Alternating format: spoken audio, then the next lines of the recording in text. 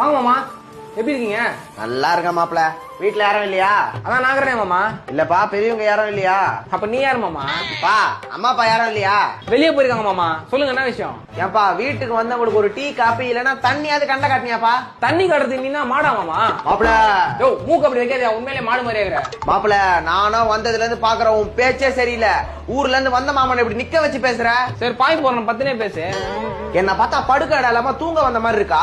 உன் கட்டப்பை எல்லாம் பார்த்தா 10 நாள் தங்க வந்த மாதிரி இருக்கு. மாப்பிள, சும்மா விளையாடுங்க மாமா, உட்காரு மாமா. நாயா எவ்வளவு கலாச்சாரம் உட்கார்ற? டேய், என்னடா பொண்ணு கல்யாணத்துக்கு பத்திரிக்கை கொடுக்க வந்து அசிங்க பத்திரியா? ஓ, அதுவே உனக்கு இப்பதான் தெரியுதா? ஏண்டா உன் பொண்ணை எனக்கு குடுறானா எவனுக்கோ குடுத்துட்டு பத்திரிக்கை எடுத்து வந்து என்கிட்டே குடுக்குற நீ? மாப்பிள, நீ வேலை வெட்டிக்கு போகாம ஊர் சுத்தி நிக்கிற.